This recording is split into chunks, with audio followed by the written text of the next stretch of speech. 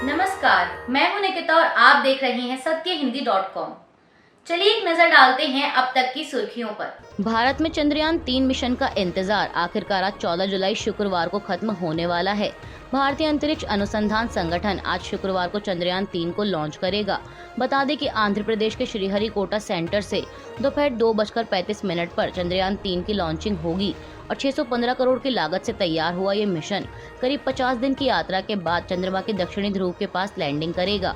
आपको बता दें कि अगर चंद्रयान 3 की लॉन्चिंग सफल रहती है तो भारत ऐसा करने वाला चौथा देश बन जाएगा। वहीं इससे पहले अमेरिका, रूस और चीन चंद्रमा पर अपने स्पेसक्राफ्ट उतार चुके हैं। गौरतलब है कि 22 जुलाई 2019 को चंद्रयान 2 मिशन को लॉन्च किया गया था और करीब 2 महीने बाद 7 सितंबर को 2019 को चंद्रमा के साउथ पोल पर उतरने की कोशिश कर रहा विक्रम लैंडर दुर्घटनाग्रस्त हो गया था, जिसके बाद से ही भारत चंद्रयान 3 मिशन की तैयारी कर रहा है। वहीं सबसे पहले साल 2008 में भारत ने चंद्रयान 1 की सफल लॉन्चिंग की थी, लेकिन 2019 में चंद्रयान 2 की लॉन्चिंग में भारत को असफलता मिली। पर अब भारत चंद्रयान 3 की लॉन्चिंग के साथ इतिहास रचने की कोशिश में है। महाराष्ट्र में जारी सियासी उठापटक के बीच इस समय सभी की नजरें राज्य के कैबिनेट विस्तार पर टिकी हैं। कल गुरुवार 13 जुलाई को शिवसेना की ओर से कहा गया है कि राज्य मंत्रिमंडल का विस्तार और विभाग का आवंटन 14 जुलाई को होने की संभावना है। शिवसेना के प्रवक्ता संजय शिरसाट ने गुरुवार को कहा कि मंत्रिमंडल का विस्तार और विभागों का आवंटन शुक्रवार को होने की 99% संभावना है, जबकि उनकी पार्टी के सहयोगी और मंत्री उदय सामंत ने कहा कि उचित समय पर किया जाएगा। वहीं इस मामले को लेकर शिवसेना उद्धव बालासाहेब ठाकरे गुट ने शिंदे गुट पर तंज कसते हुए दावा किया कि इस बात की आशंका कम है कि एकनाथ शिंदे के नेतृत्व वाले खेमे के विधायकों को कैबिनेट विस्तार में जगह दी जाएगी।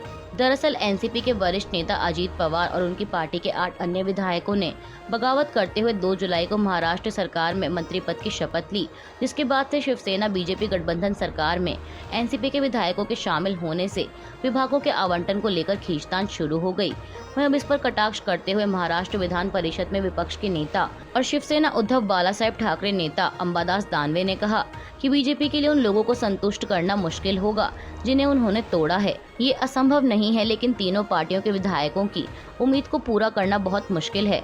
अंबादास दानवे ने दावा किया कि मंत्री बनने के इच्छुक विधायकों की संख्या ज्यादा है और पद कम है। बीजेपी कार्यकर्ताओं में काफी असंतोष है। उन्होंने कहा कि ऐसे में कैबिनेट विस्तार एक चुनौतीपूर्ण काम होगा।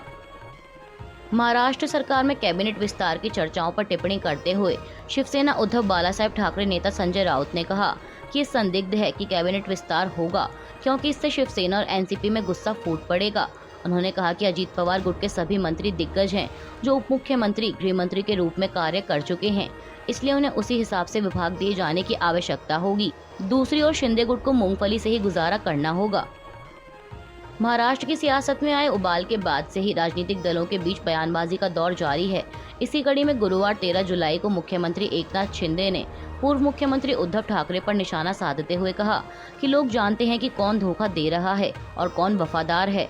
महाकलंक तो आपने 2019 में लगाया था, अब डिप्टी सीएम देवेंद्र फडणवीस को कह रहे हैं कि वो कलंकी हैं।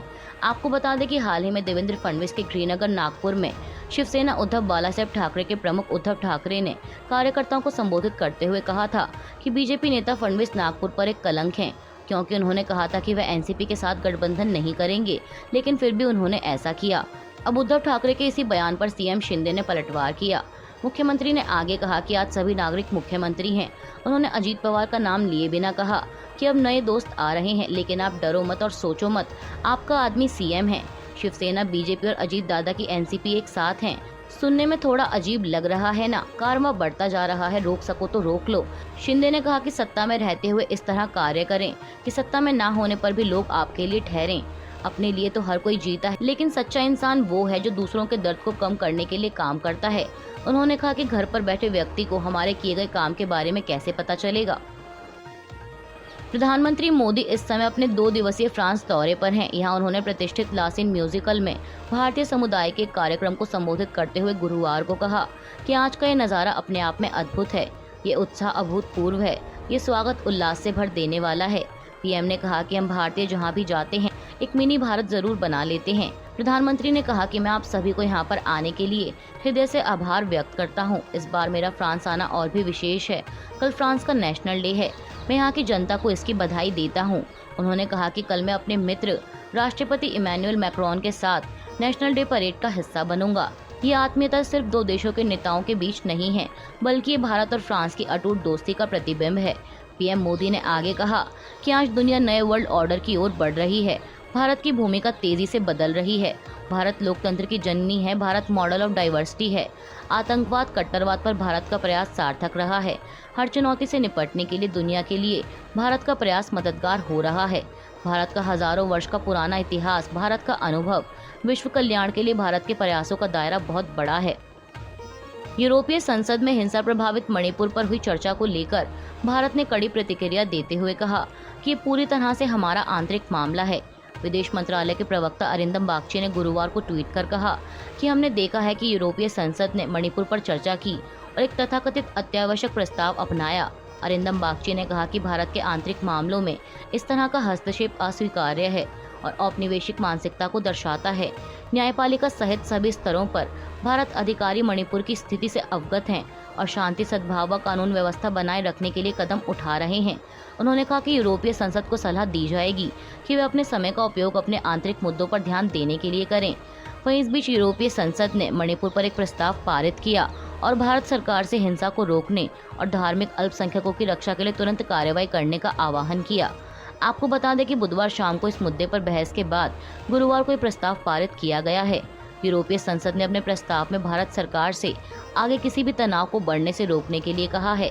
इसमें अधिकारियों से पत्रकारों और अंतर्राष्ट्रीय पर्यवेक्षकों को क्षेत्र में जाने और इंटरनेट बैन को खत्म करने का भी आह्वान किया गया है। वहीं भारत की ओर से इस पर साफ कहा गया है कि ये पूरी तरह से भारत का आंतरिक मामला है। गौरतलब है कि बीते 2 महीनों से मणिपुर में संघर्ष जारी है और 3 मई को 2 जातीय समुदाय के बीच भड़की हिंसा में अब तक 120 से अधिक लोग मारे जा चुके हैं। देश में यूनिफॉर्म सिविल कोड पर जारी बहस के बीच लॉ कमीशन ने इस मुद्दे पर धार्मिक संगठनों और लोगों को राय देने के लिए 14 जुलाई तक का समय दिया है। इस बीच केरल के मुख्यमंत्री पिनराई विजयन ने कहा कि दक्षिण राज्य के सभी सांसद संसद में यूनिफॉर्म सिविल कोड के खिलाफ एक साथ हैं। न्यूज एजेंसी पीटीआई के मुताबिक मुख्यमंत्री विजयन ने कहा कि यूनिफॉर्म सिविल कोड को लेकर विभिन्न जातीय और धार्मिक समूहों से बात नहीं की गई। यूनिफॉर्म सिविल कोड अल्पसंख्यकों के लिए भी चिंता की बात है। बता दें कि 20 जुलाई से शुरू हो रहे संसद के मानसून सत्र को देखते हुए तिरुवनंतपुरम में राज्य के सांसदों की बुलाई गई बैठक में सीएम विजयन ने यह बात कही। उन्होंने कहा कि देश के लिए केरल धर्मनिरपेक्षता के मामले में मॉडल स्टेट है, तो ऐसे में हमें यूनिफॉर्म सिविल कोड पर एकमत रुख अपनाना चाहिए।